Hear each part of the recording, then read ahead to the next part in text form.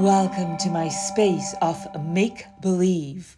We are currently reading Siddhartha by Hermann Hesse. In the last chapter, Siddhartha starts courting Kamala. What? You have to start from the beginning to know how he got here, starting off from renouncing all worldly material. So we continue with chapter 6. If you're ready, here we go. With the childlike people. Siddhartha went to Kamaswami the merchant. He was directed into a rich house. Servants led him between precious carpets into a chamber where he awaited the master of the house. Kamaswami entered, a swiftly, smoothly moving man with very grey hair, with very intelligent, cautious eyes, with a greedy mouth. Politely, the host and the guest greeted one another. "I have been told," the merchant began, "that you were a Brahmin, a learned man, but that you seek to be in the service of a merchant. Might you have become destitute, Brahmin, so that you seek to serve?" "No," said Siddhartha, "I have not become destitute and have never been destitute. You should know that I am coming from the Samanas, with whom I have lived for a long time." "If you're coming from the Samanas, how could you be anything but destitute? Aren't the Samanas entirely without possessions?" "I am without possessions," said Siddhartha, "if this is what you mean. Surely I am without possessions, but I am so voluntarily, and therefore I am not destitute." "But what are you planning to live off, being without possessions?" "I haven't thought of this yet, sir. For more than 3 years I have been without possessions and have never thought about of what I should live." "So you've lived off the possessions of others." "Presumable this is how it is. After all, a merchant also lives off what other people own." "Well said. But he wouldn't take anything from another person for nothing. He would give his merchandise in return." "So it seems to be indeed. Everyone takes, everyone gives. Such is life. But if you don't mind me asking, being without possessions, what would you like to give?" "Everyone gives what he has. The warrior gives strength. The merchant gives merchandise. The teacher teachings. The farmer rice. The fisher fish." "Yes, indeed. And what is it now, what you've got to give? What is it that you've learned, what you're able to do?" "I can think. I can wait. I can fast." "That's everything?" "I believe that's everything." "And what's the use of that? For example, the fasting. What is it good for?" "It is very good, sir. When a person who has nothing to eat, fasting is the smartest thing he could do. When, for example, Siddhartha hadn't learned to fast, he would have to accept any kind of service before this day is up, whether it may be with you or wherever, because hunger would force him to do so. But like this, Siddhartha can wait calmly. He knows no impatience. He knows no emergency. For a long time, he can allow hunger to besiege him and can laugh about it. This, sir, is what fasting is good for." "You're right, Samana. Wait for a moment." Kamaswami left the room and returned with a scroll, which he handed to his guest while asking, "Can you read this?" Siddhartha looked at the scroll, on which a sales contract had been written down, and began to read out its contents. "Excellent," said Kamaswami. "And would you write something for me on this piece of paper?" He handed him a piece of paper and a pen, and Siddhartha wrote and returned the paper. Kamaswami read, "Writing is good. Thinking is better. Being smart is good. Being patient is better." "It is excellent how you're able to write," the merchant praised him. "Many a thing we will still have to discuss with one another. For today, I'm asking you to be my guest and to live in this house." Siddhartha thanked and accepted. and lived in the dealer's house from now on. Clothes were brought to him, and shoes, and every day a servant prepared a bath for him. Twice a day a plentiful meal was served, but Siddhartha only ate once a day, and ate neither meat nor did he drink wine. Kamaswami told him about his trade, showed him the merchandise and storage rooms, showed him calculations. Siddhartha got to know many new things. He heard a lot and spoke little. And thinking of Kamala's words, he was never subservient to the merchant, forced him to treat him as an equal. Yes, even more than an equal. Kamaswami conducted his business with care and often with passion, but Siddhartha looked upon all of this as if it was a game, the rules of which he tried hard to learn precisely, but the contents of which did not touch his heart. He was not in Kamaswami's house for long, when he already took part in his landlord's business, but daily at the hour appointed by her, he visited beautiful Kamala, wearing pretty clothes, fine shoes, and soon he brought her gifts as well. Much he learned from her red, smart mouth. Much he learned from her tender, supple hand. Him, who was regarding love, still a boy, and had a tendency to plunge blindly and insatiably into lust, like into a bottomless pit. Him she taught thoroughly, starting with the basics, about that school of thought which teaches that pleasure cannot be taken without giving pleasure, and that every gesture, every caress, every touch, every look, every spot of the body, however small it was, had its secret, which would bring happiness to those who know about it and unleash it.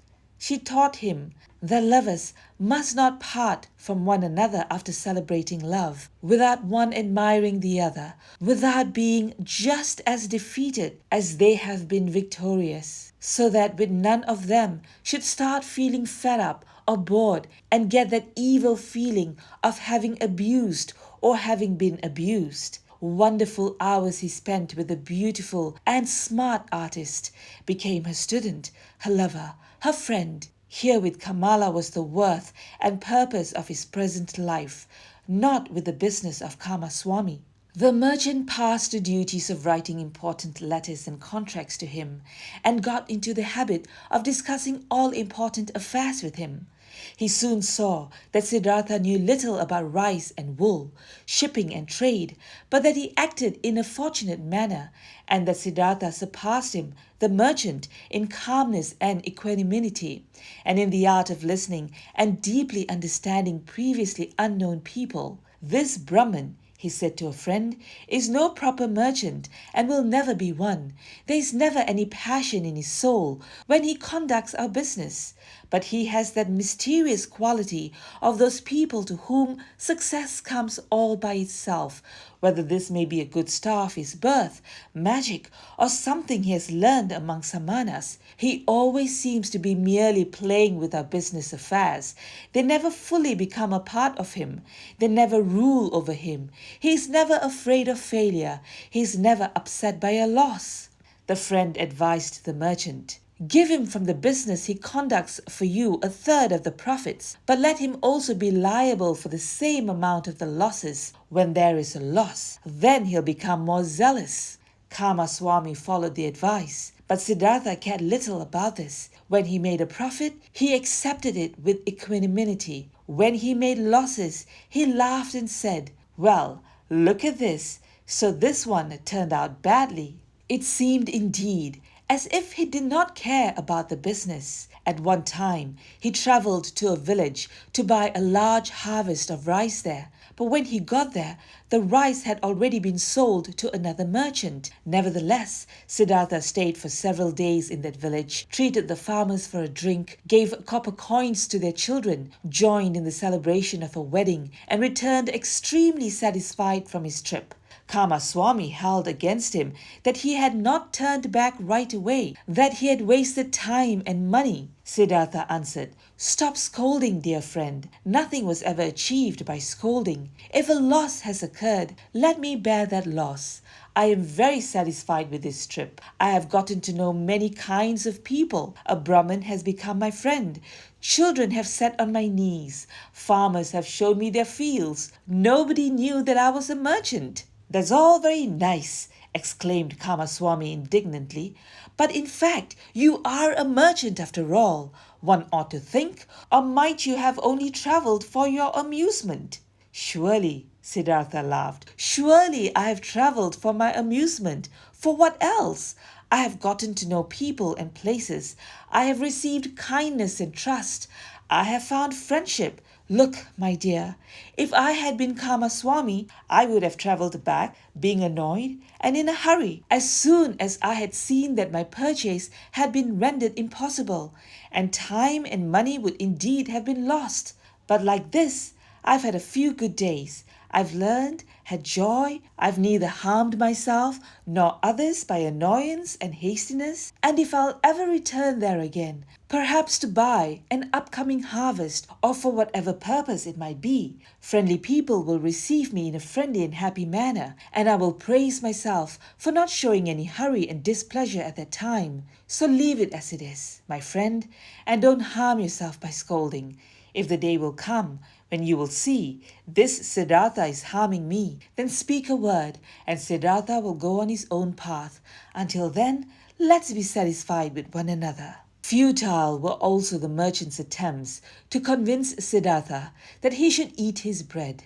Siddhartha ate his own bread, or rather, they both ate other people's bread, all people's bread. Siddhartha never listened to Kamaswami's worries, and Kamaswami had many worries. Whether there was a business deal going on which was in danger of failing, or whether a shipment of merchandise seemed to have been lost, or a debtor seemed to be unable to pay. Kamaswami could never convince his partner that it would be useful to utter a few words of worry or anger, to have wrinkles on the forehead, to sleep badly. When one day Kamaswami held against him that he had learned everything he knew from him, he replied, "Would you please not kid me with such jokes? What I've learned from you is how much a basket of fish costs and how much interest may be charged on loaned money. These are your areas of expertise. I haven't learned to think from you, my dear Kamaswami. You ought to be the one seeking to learn from me." Indeed, his soul was not with the trade. The business was good enough to provide him with the money for Kamala, and it earned him much more than he needed. Besides, from this, Siddhartha's interest and curiosity was only concerned with the people whose businesses, crafts, worries, pleasures, and acts of foolishness used to be as alien and distant to him as the moon. However easily he succeeded in talking to all of them, in living with all of them, in learning from all of them, he was still aware that there was something which separated him from them, and this separating factor was him being a Samana. He saw mankind going through life in a childlike or animal-like manner, which he loved and also despised at the same time. He saw them toiling, saw them suffering, and becoming grey for the sake of things which seemed to him to entirely unworthy from this price, for money, for little pleasures, for being slightly honoured. He saw them scolding and insulting each other. He saw them complaining about pain, at which a Samana would only smile, and suffering because of deprivations which a Samana would not feel. He was open to everything these people brought his way. Welcome was the merchant who offered him linen for sale. Welcome was the debtor who sought another loan. Welcome was the beggar who told him for 1 hour the story of his poverty, and who was not half as poor as any given Samana. He did not treat the rich foreign merchant any different than the servant who shaved him and the street vendor whom he let cheat him out of small change when buying bananas. When Kamaswami came to him to complain about his worries or to reproach him concerning his business, he listened curiously and happily, was puzzled by him, tried to understand him, consented that he was a little bit right, only as much as he considered indispensable, and turned away from him towards the next person who would ask for him. And there were many who came to him, many to do business with him, many to cheat him, many to draw some secret out of him, many to appeal to his sympathy, many to get his advice. He gave advice, he pitied, he made gifts, he let them cheat him a bit, and this entire game and the passion with which all people played this game occupied his thoughts just as much as the gods and Brahmins used to occupy them. At times, he felt deep in his chest a dying, quiet voice, which admonished him quietly, lamented quietly. He hardly perceived it. And then, for an hour, he became aware of the strange life he was leading, of him doing lots of things which were only a game, though being happy and feeling joy at times, real life still passing him by and not touching him. As a ball player plays with his balls, he played with his business deals, with the people around him, watched them, found amusement in them, with his heart, with the source of his being. He was not with them. The source ran somewhere, far away from him, ran and ran invisibly, and nothing to do with his life any more. And at several times he suddenly became scared on account of such thoughts and wished that he would also be gifted with the ability to participate in all of these childlike, naive occupations of the daytime with passion and with his heart, really to live, really to act, really to enjoy and to live instead of just standing by as a spectator. But again and again he came back to beautiful Kamala, learned the art of love, practiced the cult of lust, in which more than in anything else, giving and taking becomes one, chatted with her, learned from her, gave her advice, received advice. She understood him better than Govinda used to understand him. She was more similar to him. Once he asked her, "You are like me. You are different from most people. You are Kamala, nothing else, and inside of you there is a peace and refuge to which you can go at every hour of the day and be at home at yourself, as I can also do.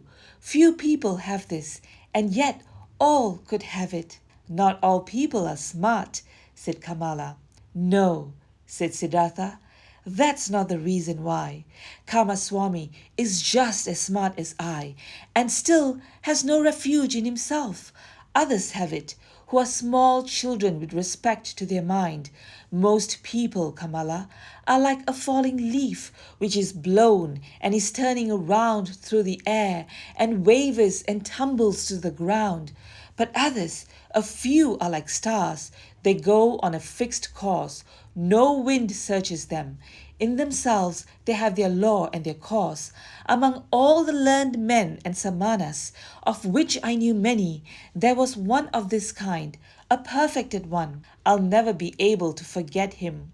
It is that Gotama, the exalted one, who is spreading their teachings. Thousands of followers are listening to his teachings every day, follow his instructions every hour, but they are all falling leaves. Not in themselves they have teachings and a law." Kamala looked at him with a smile. "Again, you're talking about him," she said. "Again, you're having a Samanas thoughts." Siddhartha said nothing, and they played the game of love, one of the 30 or 40 different games Kamala knew. Her body was flexible like that of a jaguar, and like the bow of a hunter. He who had learned from her how to make love was knowledgeable of many forms of lust, many secrets. For a long time she played with Siddhartha, enticed him, rejected him, forced him, embraced him, enjoyed his masterful skills, until he was defeated and rested exhausted by her side. The courtesan bent over him, took a long look at his face, at his eyes, which had grown tired. "You are the best lover," she said thoughtfully, "I ever saw. You're stronger than others, more supple, more willing. You have learned my art well, Siddhartha. At some time, when I'll be older, I'd want to bear your child. And yet, my dear, you have remained a Samana, and yet you do not love me. You love nobody. Isn't it so?" "It might very well be so," Siddhartha said tiredly. "I am like you. You also do not love. How else could you practice love as a craft? Perhaps people of our kind can't love. The childlike people can. That's their secret. The end of chapter 6. So Siddhartha is learning the ways of the common man, but removed from the emotions. Where will this relationship take both Siddhartha and Kamala? We'll find out in the next chapter. Join me then. I would love your company. Please like and subscribe and hit the bell so you'll know when the next chapter is ready. Thank you so much for joining me today. Till the next time, go grab yourself a book or a pen to write and let your imagination take you anywhere. Be anyone, do anything.